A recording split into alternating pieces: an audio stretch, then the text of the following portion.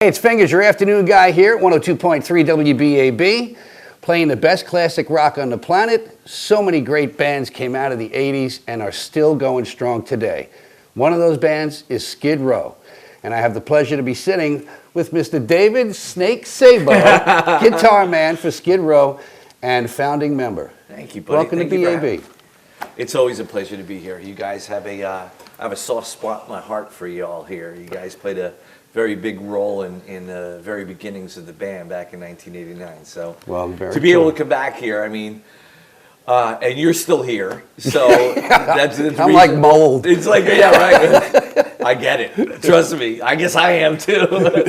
No, but it's just talking a few seconds ago, and I can't believe that you have been here since, what did you say, 81, 82? 82, March 15th, 82. So, I mean, you were here, you were already a veteran by the time we came along into the station, and I can remember that back then, you know, being a band from New Jersey, we, I guess, just thought that we would get a whole lot of hometown support. And it turns out that at the very beginning, we did locally in New Jersey, but into New York, we didn't. We didn't get very much support. But you guys out here, and true story, you guys out here were playing Youth Gone Wild right out of the box. Oh, yeah. And so we had support in Long Island before we had support in New York, in Manhattan, if you will. And so this has always been I've always had an affinity for this area, and now I live here. So, well, which is great. Which I love being here. To be quite honest, I love living out here. It's a great place to live. It really is. If you can afford it. Yeah, right. You know, that's true. But you know what? It's one of the things I loved about being here on the East Coast again was I lived in LA for 11 years. And it was, you know, being a Jersey boy, I lived in New Jersey until late 2001. And coincidentally, right after the 9/11 attacks, I left, and one didn't have anything to do with the other. It just was, that's the way it worked out. And the whole time I was out there, I always say this, I was out there 11 years and it was 14 years too long. Yeah, a little slower. Yeah, it never felt like home. And the funny thing is everybody that I was hanging out with there was from the East Coast. So in 2011, I made a decision that I was going to come back to the East Coast. I was either going to go to North Jersey or Brooklyn or something like that, and then all of a sudden I meet my wife, and she's like, well, I'm from Long Island. I go, ding, you know. Going home. And I came back, and I love it out here. I honestly do. There's still like a strong music foundation here, whereas I noticed in a lot of other places there really isn't, and it's a drag. Like a strong rock foundation, you know? Yep. Like you still go out on weekends and hear cool rock music, cool rock bands play, you know? The venues here are awesome. Jones Beach is amazing.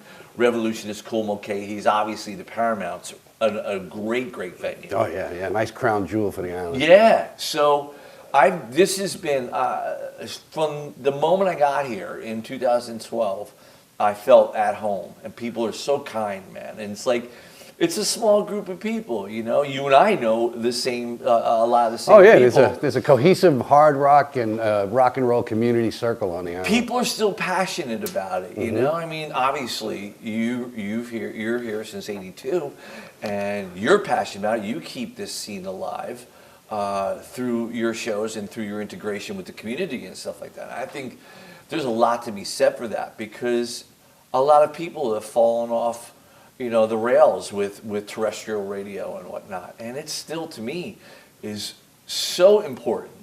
You know, in the morning, I take my kids to school in the morning when I'm home. You know, they're 11 years old. Take them to school in the morning. We have BAB on. Youth Gone Wild comes on. They are so unaffected. They're just like, they're like, that's you on the radio, Snakey. You know? I'm like, it's great. They're my stepkids, and they're just, you know, but they recognize and they get radio, you know. Right. That's you on the radio, Snakey. I'm like, I know, and that's cool for me. You know, I've never had that before, and I've always, as a kid growing up, I always wanted to be on the radio. And now I'm still on the radio, which is awesome. Which is the same thing I wanted. Yeah, right. I remember the day that I got the album, and it was an album. Yes, it was. And the first thing I did on Metal Shop was play Youth Gone Wild. And the way that record took off, you know, Metal Shop, you know, without being verbose, was a groundbreaking opportunity for many bands and for many Long Island music fans to get turned on to new stuff. And Skid Row came along at the perfect time to give us that blend of like the ballad, the hard, edgy, amongst, you know, all of the thrash and hardcore that was going on, and slowly emerging the grunge scene. Yeah. And you guys, you know, became MTV darlings, you know, and you know, the skill and the songwriting was just was great, you know. Without Metal Shop, who knows who would have got played on it. And I have to say thanks to Bob Buckman, because he's the guy that gave me the go-ahead. That's great. Back in October of '83 to put Metal Shop on the air. And we had a great run, and it's always been a lot of fun to do. Speaking of dates and timelines, happy belated birthday to you. About a month and a half ago, you celebrated. I have a little something for you. Oh, crap. David, if you could reach behind that chair over there, there's a leather jacket, and under the leather jacket is something I got for Snake. And I just figured that maybe this might... Dude, that's great. Thank you. Put that right here. Be a part of the conversation. Thank you. That's awesome, dude. I figured it's too perfect. It's exactly perfect. That's right. So let's talk about, I mean, we have plenty of things to talk about, and of course the upcoming gig this Thursday at the Paramount where you guys are going to rock. But let's go back in time a little bit. You know, in research, I found out that you and I have a common thread. And that is that we were both raised by single moms who had a passion for music. Yes. And that influenced us to grow up musically inclined. And I wonder if you'd tell us about your mom and growing up. She was, I mean, look, all moms are saints, you know. My mom was absolutely a saint, affectionately referred to as Mama Snake. And she was the woman in the neighborhood that our door was always open. Kids would come in and out. Same in my house. Right, so... My mom, being raised of the Catholic upbringing and whatnot, stayed married her entire life, even though my dad left when I was 2 and lived in Florida. No big deal. It's all good because I was raised by my mom and 4 older brothers. My mom had such a tremendous influence on me. Still to this day, the way I treat people, being polite, being empathetic, being generous, gracious, a great sense of humility was bestowed upon me and taught to me through just the way that she lived her life. She cleaned houses for a living till the day she passed away. It's just what she wanted. I was like, Mom, you don't have to do this anymore. What am I going to do? This is what I love to do. I'm like, she liked to serve others. And so growing up in the house, she was a big Elvis fan, right? So it started there and worked its way down. Again, 4 older brothers. 20 years apart from me, the oldest. So, oh, wow. Okay. So I went everything from Elvis to the Beach Boys to Motown, Stax Records, the Muscle Shoals, Philadelphia Soul. So I was raised in this unbelievable environment. And when you're a kid, there's no genres, there's no barriers. Right. It's just music. It's just music. And you're like, you could be listening to Procol Harum one day, Spooky Tooth another day, the Jackson 5, the Four Tops, and it's just all great. And so you're not, your mind is wide open. And that, to me, was the greatest education I ever received because my mother always made it a point to have music playing in the household. Always. So every day there was something playing. And so as I got older, it made me want to play music constantly, whether it was on my AM radio, which I used to listen to 99X and WPIX when I was a kid on AM radio, and then NEW on FM as I got a little older. Sure. And then I had like the worst record players in the world. One looked like a suitcase that you pull down the thing. And like a closing play. Pretty much. So the first record I ever bought, I believe, it was a store in New Jersey, and I believe it was the East Brunswick Square Mall. It was Sam Goody's. And it was Kiss Dressed to Kill and Kiss Alive. And I know I used some of my own money. I'm sure one of my brothers helped me out with it. But that was again, that's one of those things that, and obviously you can relate to this. not to lament the past or anything like that, but to celebrate it. It was that experience of that purchase, that unwrapping, the putting it on a turntable. I mean, it was a religious experience. Yeah, it was a complete emotional process. Unbelievable. And the sheer joy and sometimes disappointment. Yeah. You know, like for me, putting on Dynasty from Kiss was a disappointment, you know? Until it got to Charisma. No, right. Right. You sure know something was yeah, but I should say Unmasked. Not so much Dynasty, but Unmasked was I actually liked half of Dynasty, I gotta say, but Unmasked was the one. That was the one. But again, it was that process that, like, I talk to my friends who have families and stuff, and none of our kids or extended family will ever understand that. Like, Right. they'll never. You know. Right, because nowadays, it's ethereal. Yeah. They don't get anything. They push a button, it gets on their phone, and they listen to it. Yeah. They've lost the complete experience. I mean, you've done this, I'm sure, yourself. You know, you get paid, you're a young kid, you go down to the store, and you spend 2 hours at a record store looking through everything and buying stuff because of the cover or because of what kind of instruments we used or the song sounded cool or anything just to feed that musical desire. And then go home and wait for that warm of the needle hitting the record. It's and to like you touched the nerve with me because to me that whole experience and those experiences were a big reason why I do what I do now, and it's been my chosen profession because I wanted to be a part of that experience on the other side of it. I wanted to be the person creating the music that is on those grooves, so a kid opens up a Skid Row record and has that experience like I had when I put on Kiss Alive for the first time. I'm getting chills talking about it because I remember it vividly. It's so prominent in my life and still. And you talk about buying a record for the album cover. You're so spot on.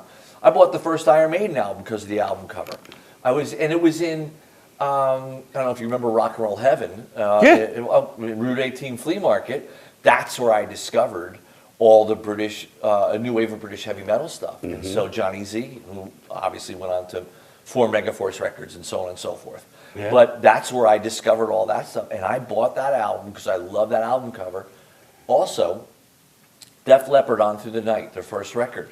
I was 15 years old and I was on vacation at my brother's place in Santa Monica, California. I drove cross country with him because he's a truck driver. Okay. And so we got this 18-wheeler and we drove from New Jersey to Santa Monica, California, stayed there for the summer. And he took me to a place in Hollywood called Licorice Pizza. And it was a famous Hollywood record store back in the day. And he goes, you can get 3 albums. So that day, I got Van Halen, Women and Children first, Black Sabbath, Heaven and Hell, and then I'm looking around, and I don't know why I was in the D's or whatever, but I saw this record, and I saw the logo, Def Leppard, Led Zeppelin, sort of made, like, I'm like, it's okay. Everything was 2 words, Van Halen, right. Black Sabbath, Iron Maiden, It's like, Skid Row. Right. So I see the logo, and I see on the front cover is a tractor trailer, an 18-wheeler. I'm like, I just drove cross country there. It's got a guitar on top of the trailer, right? I'm going, oh my gosh, yeah. It's like I turn it over and there's a bunch of kids on there. Pete Willis is this tall playing an Explorer, and they're young. And I saw it, and I'm like, okay. And then on the back, it also said, special thanks to AC/DC, Ted Nugent, and I forget, maybe Status Quo. And I go, I got to get this record. Not hearing one note, but it was the cover. Same thing with so those. Isn't it funny when you get records like that and you start to listen to it and then the band makes it, you feel a certain responsibility. Oh, without a doubt. I helped break this band. Exactly. I discovered this band. Oh man, and you are protective of it too, man. Like you'll fight. I remember, getting in fights about defending Kiss in junior high and high school. Like, jeez, yeah. Defending them and getting just verbally and sometimes physically attacked by the guys who are into the Grateful Dead or were into the Doors, and I'm like, look, dude, whatever. Yeah, we were the black sheep of the school. I had the same experiences. People would walk down the hall and go, yeah, right, and they would just bump you into a locker. Yeah. Because I like the band. Yep. You know? I know. How And funny is that? you know what's really funny? I'm on the radio 35 years later playing Kiss every day. And I don't know what they're doing, but I hope they're happy. Yeah, right. hope they're listening. No, that's great. I don't think that those experiences, well, I know the experience of you know, opening up a record and sitting down and listening to it doesn't exist in today's generation, which is, you know, again, not to lament the past, but it's one of those things that I wish that my kids understood, because it really was an unbelievable growth experience and Sure. something I cherish to this day. But you're right. It's a lot of stuff has become. I don't want to diminish it, but it's a little bit too much in the background for me. The whole experience of discovering music and sort of relishing in that experience of discovery. It's not as profound as it once was. You grew up right down the road from Bon Jovi. Right? Yeah, 3 streets away. And for a period of time, you were in his band. Yeah, before it was even called Bon Jovi. It was like John Bon Jovi, the John Bon Jovi band, or John. Yeah, I think it was just John Bon Jovi, because he had I was 18 years old. We had been best buds since I was like 11 or something like that, and he was 13 or 14. We same neighborhood, 3 streets away. I lived on Robin Place. He lived on Robin Hood Drive, and we just A couple of rockin' robins. right, right. It's good. So you eventually got replaced to go start your own band and stuff. Any regrets from that period of time? No, Or, no, you know, no. I would imagine you have some fond memories and learned Oh my some stuff gosh. doing that. First of all, and I've always said this, and it's the truth, is that you knew, even before John picked up a guitar and started writing music, I knew, that he was going to be a star in one way or another. Who knows in what avenue it was going to be? He The had persona that, and the charisma. Yeah, and then he picked up the guitar, and you're like, okay, now I see it. And so he had been playing in various bands, and I hadn't even picked up a guitar. And then finally, I was like, you know, he's starting to put bands together. I was like, wow, that looks like a cool thing to do, and maybe I'll do that. And also, one of my older brothers had bought an acoustic guitar from Sears, played it for about 3 weeks, and hated it, and so stopped. I was like, here's an opportunity for me to do something better than, you know, outdo one of my brothers, and that was the impetus for me. Also seeing John, and so John progressed and started writing songs and so on and so forth, and then pushed to I guess it was 82, 83. I think it was 83. He won what was WAPP 104.3. Oh, I remember them. He won the it was like the Hometown Heroes thing. Okay. And Twisted Sister was on that record too, which Shoot 'Em Down. But he won, and so they put a bunch of radio shows together. And he's like, he won with Runaway. He's like, I got to put a band together, and you want to help out? I'm like, yeah. So at the time, I'm the assistant bar manager of what is now Starland in Okay. Sayreville. At the time, it was called Willie's. It was just a shot and beer joint that a couple guys bought, and they turned the back area, which was a banquet hall, like literally a banquet hall, into a venue.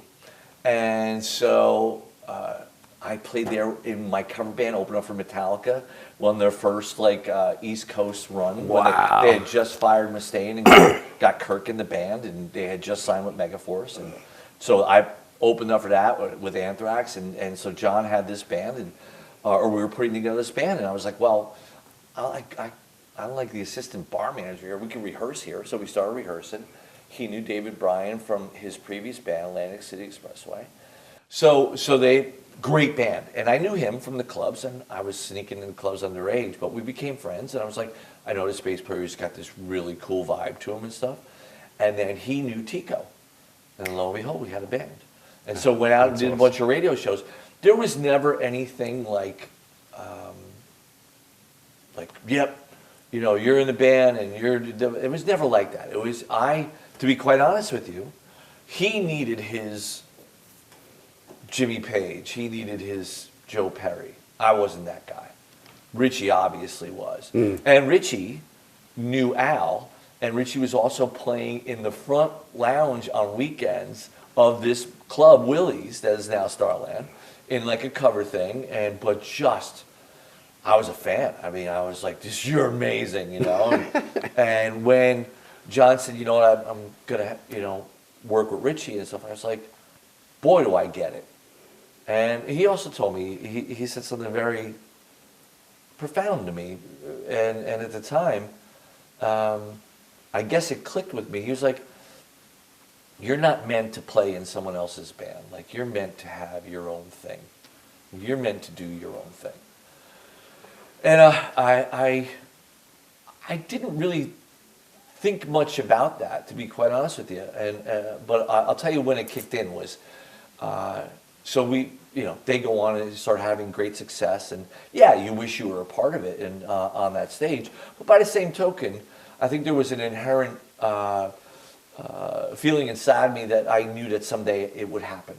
On what level, I didn't know, but I knew someday it would. You had faith. Oh yeah, without a doubt. I mean, more than anybody else had in me combined, with the exception of him, because he was always, one day it's going to happen for you. It will happen. It will. Like, you'll put the right band together. And so he was down in Philadelphia working on the second record, and he goes, "Come down for a little while and hang out." And I was like, "All right." So went down and spent like a week down there hanging out. And at the time, he's like, "You got to come see this band, Cinderella." And I was like, "All right." And they were playing at the Galaxy in South Jersey, White Horse Pike, I believe it was. And I went to see him, and he already had Derek Shulman coming down from Polygram, and Doc was checking him out and stuff. And I was like, "Oh crap, they're a really good band. Like, they're really good." And but I go, "I don't know if that guitar player is gonna stick it out." I kept my mouth shut and found out that, in fact, they were thinking about getting rid of him. So I walked up to Tom Kiefer after one of their shows. I had gone back down to see him. I said, "You don't know who I am. My name's Snake. I'm friends with Johnny Bon Jovi. He told me great things about your band. I know you're going to get signed. Your music's are great. Your show's great. But you're not going to keep your guitar player, and I'm going to be your next guitar player." So all this bravado and, piss and vinegar and whatnot. And so the time came where he got rid of that guitar player and started auditioning people. And I came down there and drove down there with all my gear, and we jammed with them. And they brought me back again. And then the third time they brought me back, it was between Jeff LaBar and I. And Jeff LaBar got the gig. And I was crushed. My ego was crushed. I was like, and right then and there, I was like, I will never, ever, ever, ever, ever audition for anybody's band again. I'm doing my own thing and blah, blah, blah, blah. Best thing that ever happened to me, obviously. Because, that was the day I said, I'm doing it my way and on my own with people that I choose to surround myself with. And maybe a year later, I meet Rachel in a music store serendipitously in Toms River, New Jersey, of all places. I live in Sayreville, which is an hour and a half from Toms River. And the wick was lit. Yeah. Somehow I'm working in a music store. That's an hour and 20 minutes from my house. It takes 2 buses to get down there. How I ended up here, I have no idea. But I didn't have to cut my hair, so I was like, I'll take the job. And it's not working in a warehouse for Pathmark anymore, or Herman's Sporting Goods. Herman's, oh my God. That was me, man. And I was like, okay. So I do it, and that's where I meet Rachel, and we, that's the beginning of Skid Row. That's awesome. I put out on Facebook that we were going to be chatting with you and asked people if they had any questions. We got a couple of comments. Russell Noyes says, "Hey Dave, it's Russ from Home Depot. Can't wait for Thursday night. Will you guys be hanging out after the show?" Oh my gosh, I know that dude. Yes, of course. Jay Chase says, I watched Sebastian get arrested in Springfield back in the day. Oh gosh. Good times.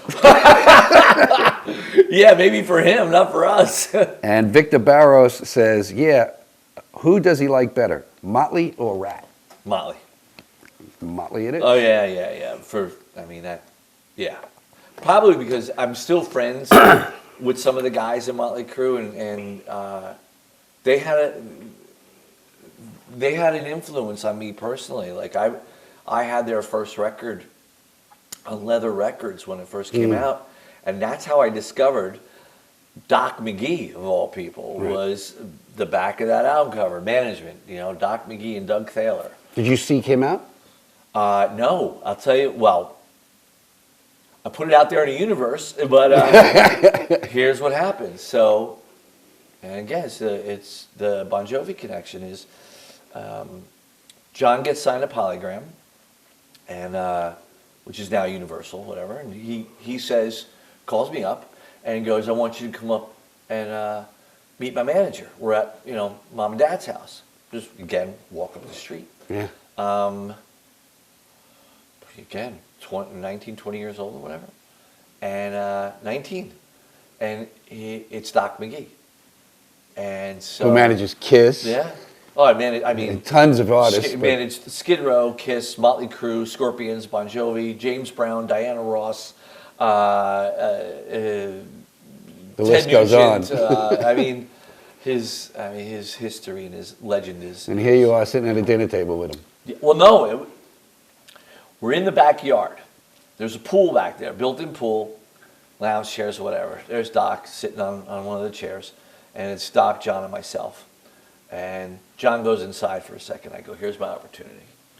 So I start just laying this whole thing on Doc. Now, mind you, there's no Skid Row, there's no nothing at this point. I'm just me. I'm like, I'm the best guitar player in the world. I'm going to be a star. You're going to manage me, blah, blah, blah, blah. He indulges me. All my crap laying out there. My ego is just bubbling over. So he indulges me for like 5-10 minutes. And finally I'm like, okay, I've got nothing else to say. He looks at me and goes, this is a true story. He goes, that's great. You want to go get me a beer? It's a true story. That's a manager. True story. And I think it was 3.5 years later he was managing me. Look at you putting it out in the universe. Yeah. So that was how it happened. And it was just one of those things, I still look back on that whole time period. I look back on it then as I do now. I was in utter amazement that this was actually happening to us. Never in my wildest dreams did I think that we would be, that all this stuff would be happening, and your best bud is one of the biggest rock stars in the world. Mm-hmm. You're traveling the world as the opening act, on the biggest tour of that year. And you go, what is happening, Yeah, it's very surreal. It is. You mentioned ego, and a lot of people look at rock stars or celebrities in general. I think it's all about the ego, and everybody wonders, is that guy really as cool as he seems, or is he the prick like the tabloids say? And there's always juxtaposition in life, because sometimes you got to be an ass. Absolutely. Sometimes it's self-defense. But that's a really great way to put it. Sometimes it is self-defense. Yes. Ego is something inherently necessary to have when you're in your line of work. Without a Even doubt. in what I do. I think I'll be honest with you. I think in any sort of line of work where you're striving for success on any level is going to require a certain amount of ego. And look, the trick is always to keep that thing in check. Yeah. How do you? Because at times in my life, I've realized that I might have an overbearing ego for an underdeveloped sense of self-esteem. But isn't that us all? I think that's us all. And Steven Tyler had said, to me, that we were talking about the nature of guys in bands, and he was like, we singers are the most insecure people in the world, because at least you guitar players can hide behind us and a guitar. We got nothing. He goes, that's why I put scarves on my microphone stand. He goes, so I have something. I have like a protection mechanism in a sense. Interesting. I was like, wow, that's really cool, man. Like, he goes, yeah, you guys have all you drummer sits behind just big drums, bass player, guitar player, whatever.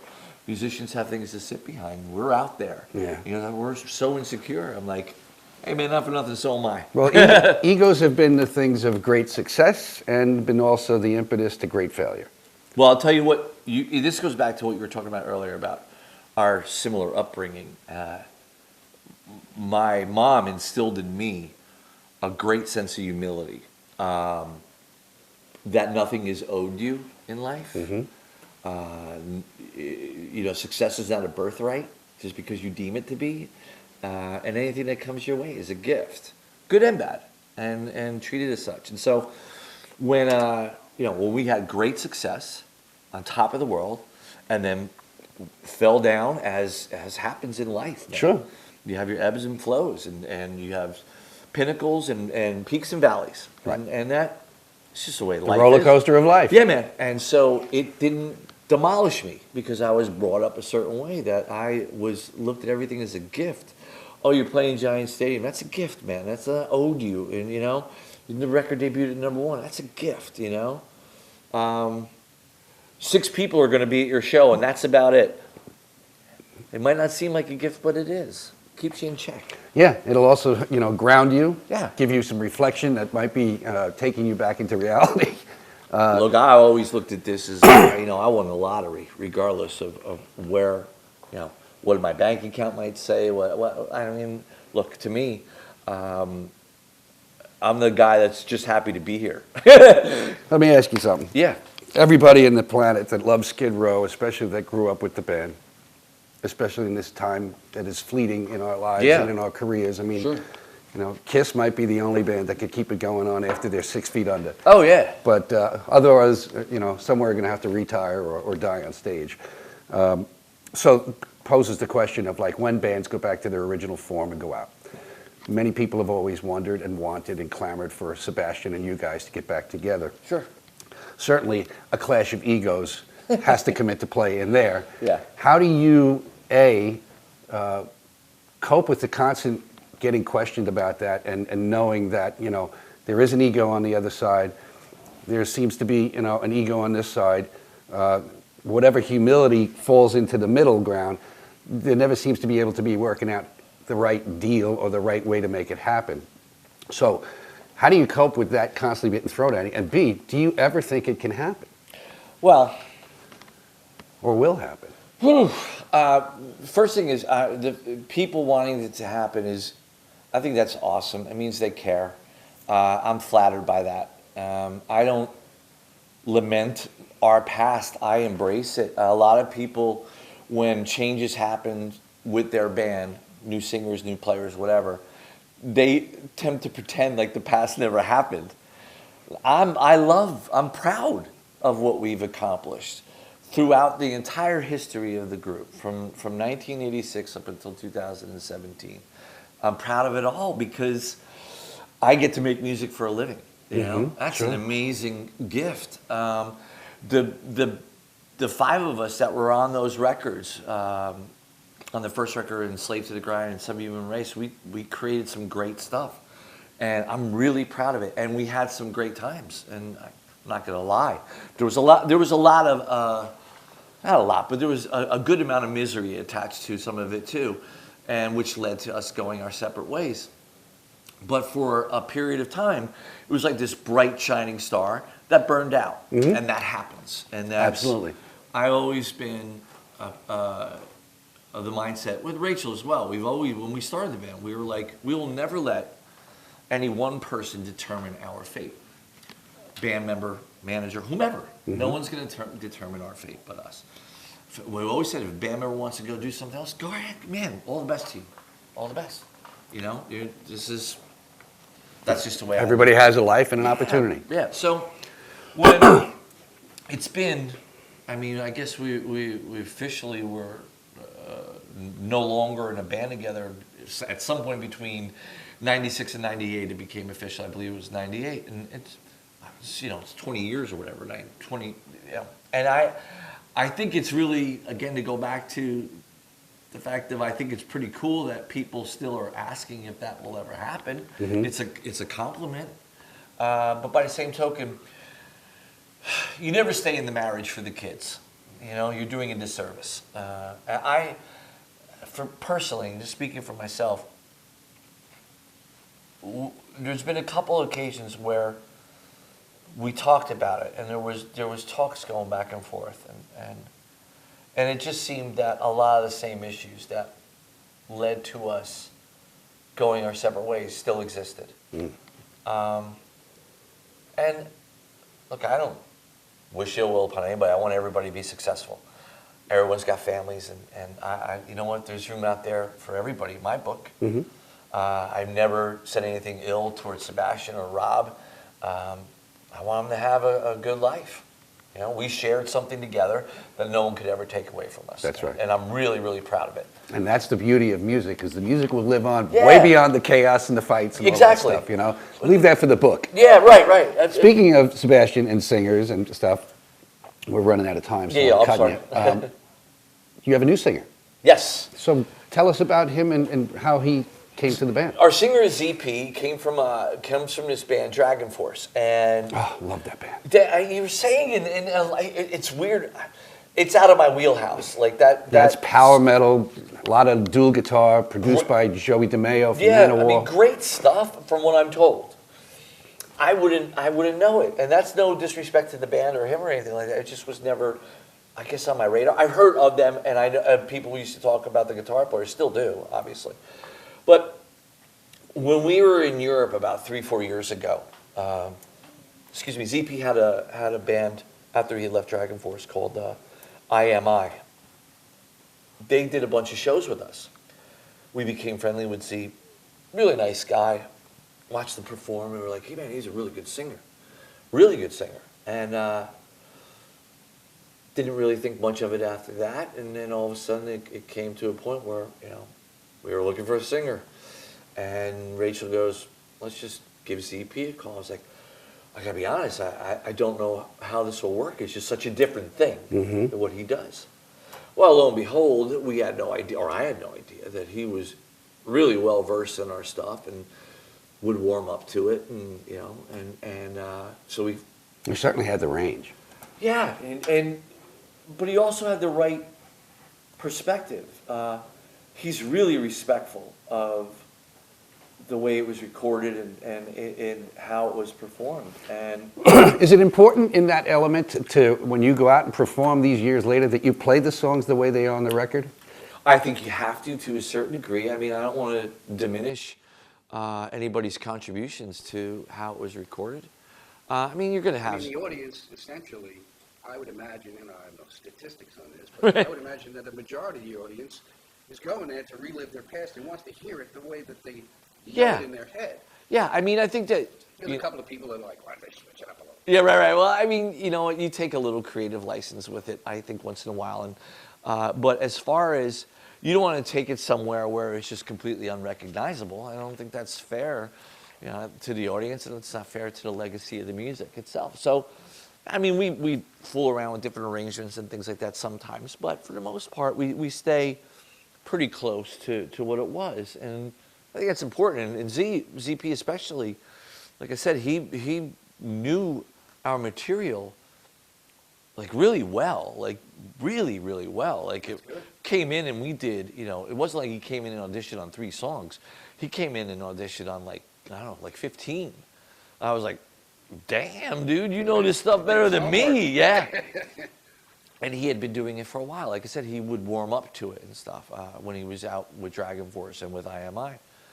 And it was one of those things where I guess you kind of go, what's the hitch here? Because this is like, I'm smiling and I'm having fun and this stuff sounds really good and everyone seems to be really enjoying it. And, this guy's got, maybe he's a serial killer or something, And it turns out he's a really good guy and hard worker and he's blue collar, and look, welcome to the band. Yeah, man. And so right now, going back to what you're talking about with a reunion, if you will. I mean, look, I never say never, and I think that just puts limitations on what you're doing. But I'm really, really happy right now, and I want to stay happy. I want to, people are like, well, there's so much money. There's so much money. Yeah, I guess. Money's money, though. But you know what? I still want to be like. I want to be happy doing what I'm doing and happy with the people that I surround myself with. Nobody wants to fight a 2-year tour just to get through to the money. No, man. And I don't want.